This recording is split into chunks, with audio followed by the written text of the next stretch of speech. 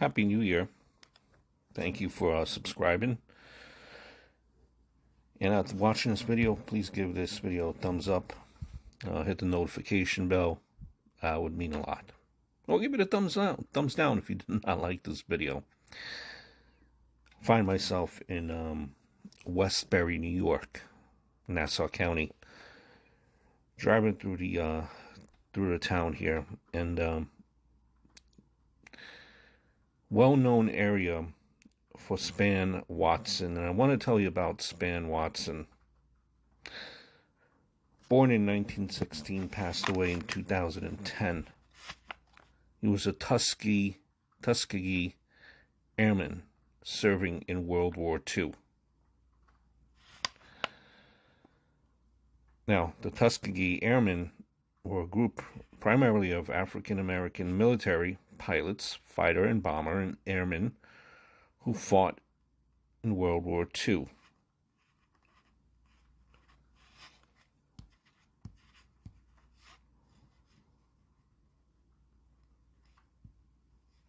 All black military pilots back then who trained in the United States trained at Garrow Field in Kennedy Field, Motion Field, Shorter Field, and the Tuskegee Army airfields. They were educated at the Tuskegee Institute or Tuskegee University in Alabama. Of the 922 pilots, 5 were Haitians from the Haitian Air Force, and 1 pilot was from Trinidad. Now, the Airmen were the first African-American military aviators in the United States Armed Forces. So during World War II,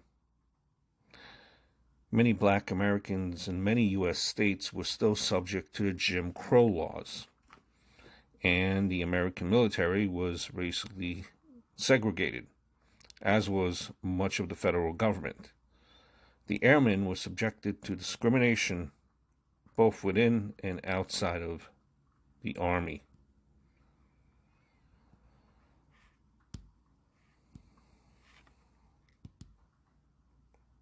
As we're approaching the center of Westbury. But Spann Watson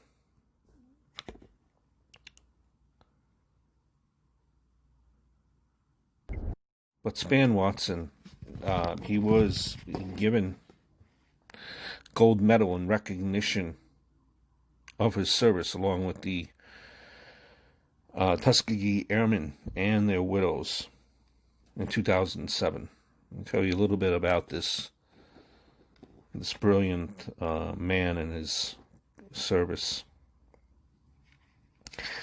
He helped break the U.S. Army Air Corps color barrier, enlisting as a flying cadet in November of 1941, completing pilot training at a segregated Tuskegee Army airfield in Alabama in 1942. He became an original member of the 99th Fire Squadron, the first group of Tuskegee Airmen to fight in the World War II, and the forerunner of the 332nd Fighter Group.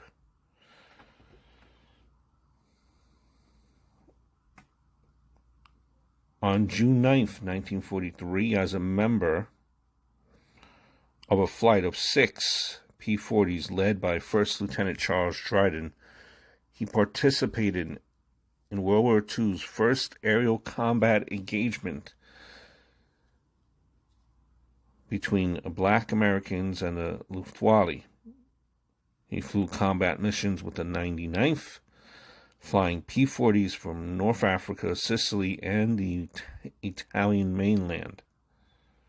Returning to the United States as an instructor pilot in the newly formed 332nd Fighter Group, he flew the P-39, P-47, P-51, and B-25.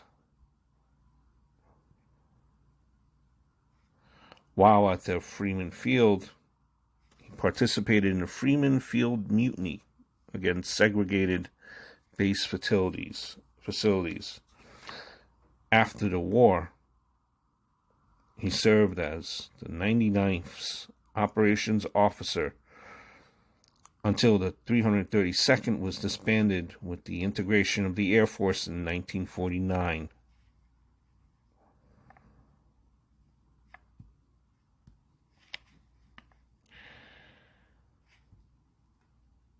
He was a founding member and two-term president of the Tuskegee Airmen.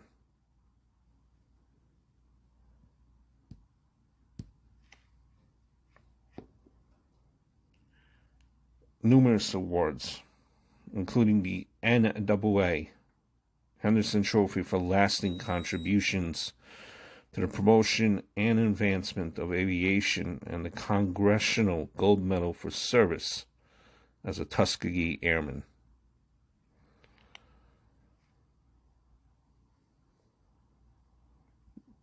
A brilliant military career.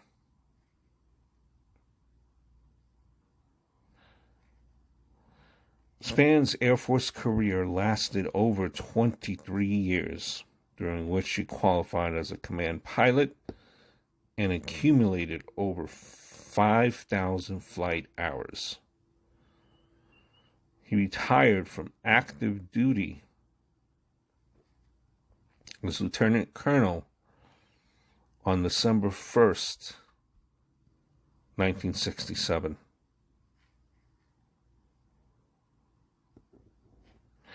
In 1965, he began a 27-year civilian career with the Federal Aviation Administration, initially serving as an equal opportunity specialist, and later as a senior air traffic specialist and military air traffic liaison. During his time in the FAA, he mentored military and civilian aviation professionals and assisted more than 30 African Americans who went on to obtain appointments to Annapolis, West Point, or the Air Force Academy. He retired from the FAA on August 3rd, 1992. A legend. Just wanted to highlight this man's career. Longtime resident of Westbury. And I leave you with an interview with Spann Watson.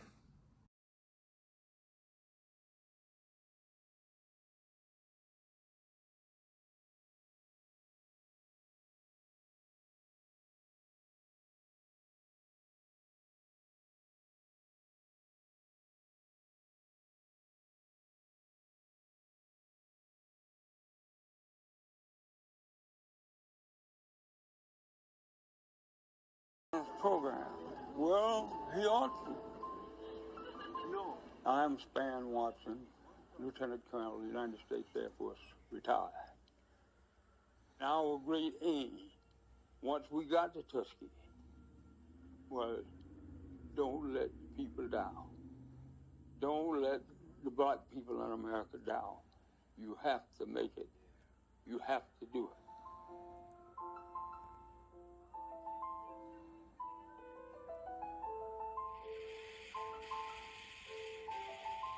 When we came back, the segregation was still there. The bigotry in the military was still there. I was flying number 2 position. I flew Harry Truman. I flew in that one. That was Harry Truman, the one that issued the executive order that ended segregation. I flew down Pennsylvania. I flew down. Now I'm trying to walk down Pennsylvania, and I'm catching hell doing that. Did you ever think you would live to see a black man become president of the United States? That was so far-fetched. I never did entertain the idea that it would occur. I would hope that we were going in that direction, but there were so many other years old and want to see the magic of this black man to fix our country. So that's great. I didn't think it, I didn't have any idea that I would ever see such an event come off in the United States. But I want to go down here and see this thing through. So we're going to be here or there, getting to this inauguration is just as bad as the toughest mission I ever flew. The final leg, the road to the White House, making it almost impossible to get there. But we got several days here to work on it. I'm going to solve it somehow. I'm going to solve it. And if I have to go and stand outside all night in Virginia because they won't let me across the bridge, I'm going to do that.